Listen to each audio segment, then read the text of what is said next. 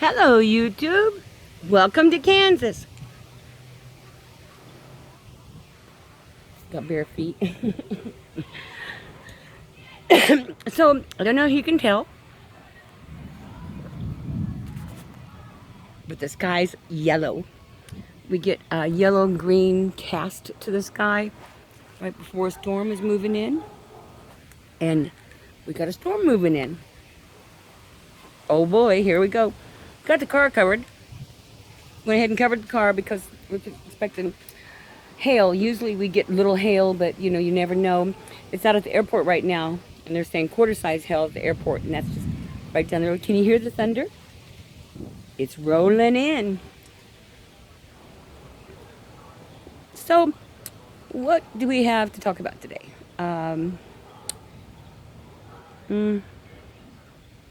I'm going to get rid of some pipes. So if you see something you like sometime when I'm smoking it, you can comment and, give it a fair price. I'm going to sell them.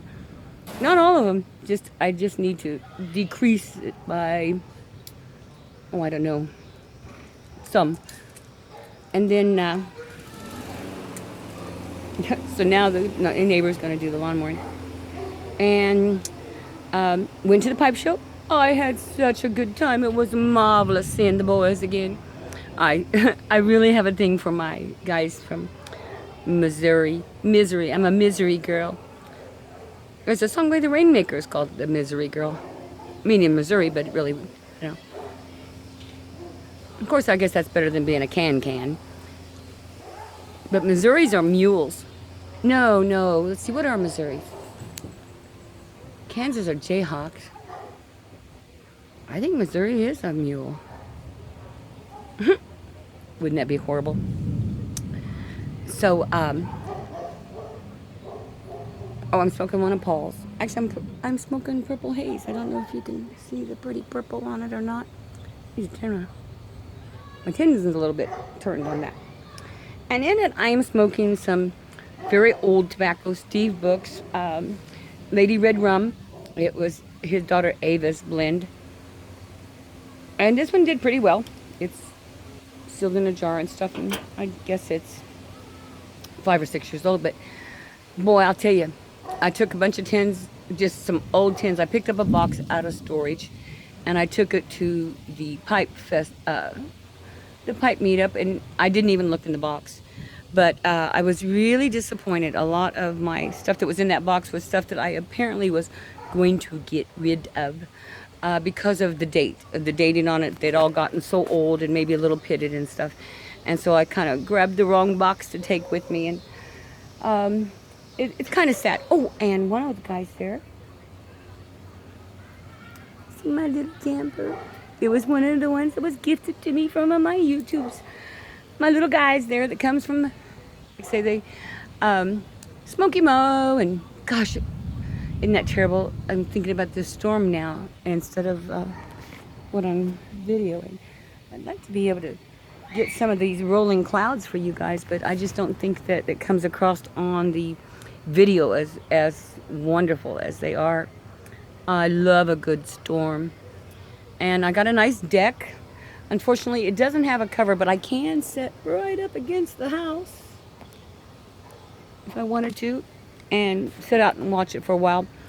I got an umbrella I could put over there, but then, why make an invitation to electricity? Because I think I'm already pretty charged. So I'm one of those people that would probably attract lightning. I never test that theory. I'm one of those first ones that you hear a clap of thunder, you see me running. The last thing you see from me, if there's a clap of lightning, before you even hear the thunder rolling, you see my white ass walking that way as quickly as it can. Because I'll tell you what, I'm in water a lot, and I do have a healthy fear of that electricity. The pool that I go to all the time is surrounded by windows, and they of course have a metal framing on them. So even if they have an app on their phones, all the lifeguards do, and if there's a strike within so many miles, within so much time, it lets you know that it's time to close the pool. So I watch that app. But then that's part of my job there at the community center too, is to keep track of that so that I can relay the information downstairs, because they're basically in a little hole down there. Uh, the way the community center is built, it most of it's underground. Oh, and tonight, it's Friday, they're going to have paranormals come in and do some videoing. They're going to come in about 7, and then everybody has to be out of the building by 8, and then totally out of the building by 9. And so they're going to be listening for ghosts. And yeah, sure, I do believe that the community center is haunted. I mean, any building that old should be. And if it's not, I would love to have figured out some way to make it haunted. I thought about, we have walkie-talkies, and they're all over the building and stuff. And I thought about sneaking one onto like a channel 6, which we never go to, and then driving by and kind of talking into the walkie-talkie so that it made some static or something. But that'd be cheating. But wouldn't that be fun? When we took my nephew on a trip across the United States when he turned 21, and we stayed at all the haunted bread and breakfast. We did a haunted tour, and we stayed at Lymph Mansion, and of course there was cigar smell in the parlor. Imagine that. Just happened to have that same brand of cigars on me.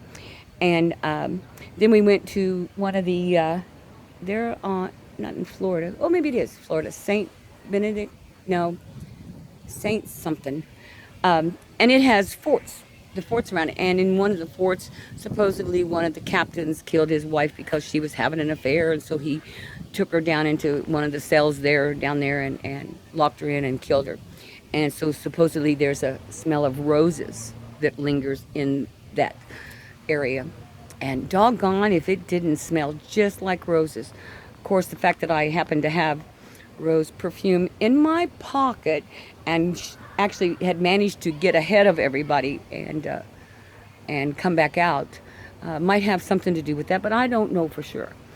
And then one of the places we stayed, there was footsteps in the middle of the night, and at the breakfast the next day, everybody was talking about those footsteps that they heard 2 or 3 times during the night.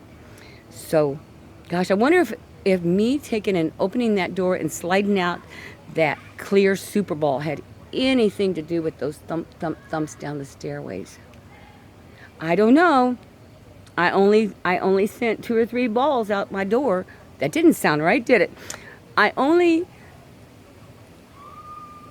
slid out a couple of the super balls, but there was, like I said, people said that they heard the noise more than twice. So maybe someone else was helping, or maybe there really was a ghost in that house.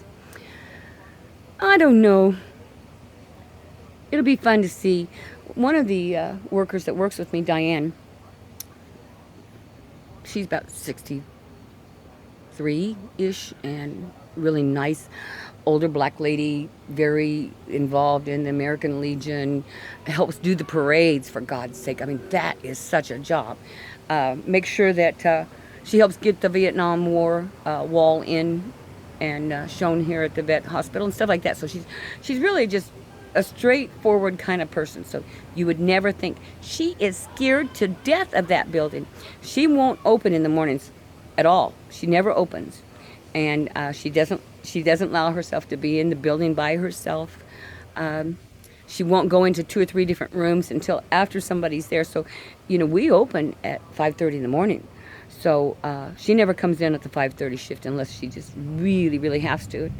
And with me, I don't mind it. So sometimes I'll just come in for a couple hours until 8 o'clock. And then when the rest of the office people get there, she said, okay, I'll come to work now. So she's kind of, I think, has kind of instigated this paranormal investigation. But could you imagine a railroad, though, that was built in 1881 not having ghosts? I mean, I walk into, there's the women's waiting room and the men's waiting room. They had to have separate waiting rooms. Men and cigars, women and babies. And when you walk into the women's waiting room from the Riverview room, which was actually added on, so it's not, the Riverview room isn't an original part of the building, but the women's waiting room is. But when you step into that room, honest to gosh, something goes. I can't whistle, but you know, it's just a kind of noise, and that's kind of a neat little phenomenon. However, I actually think, gosh, I'm sorry, you know, I need a stabilizer.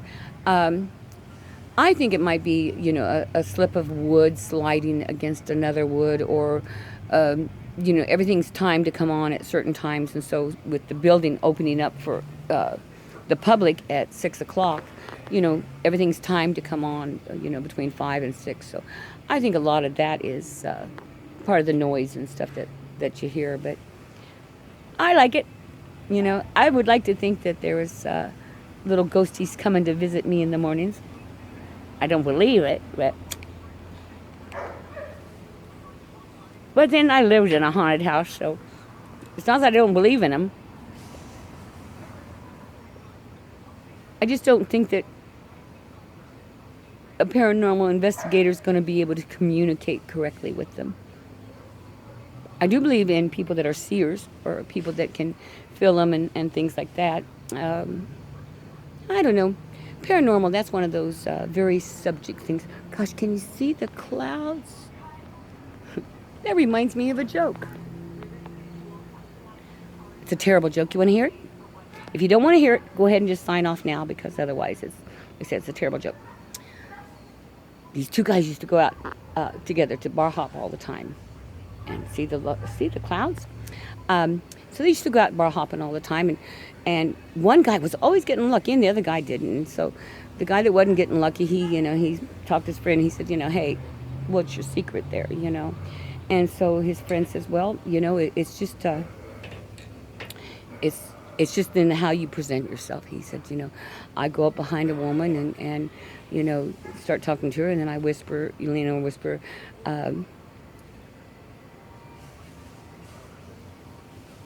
tickle your ass with a feather. And they can either turn to me and say, what? And if they do that, I just say, what? I just said, isn't it lovely weather?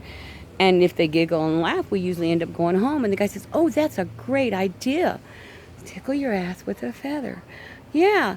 So he goes up to a girl and he says, stick a feather up your ass? And she says, what the hell? He says, look at the fucking clouds. I told you it was a terrible joke. Look at the fucking clouds. They're really rolling now. We're getting a little bit of light now. So I'm going to go in and see where the storm's coming in at. Because if it's coming in pretty quick, it doesn't feel like it's coming in anymore. I think it's moved south. Look at the clouds. Isn't that pretty? I sometimes, if I was watching me, I would have turned me off a long time ago.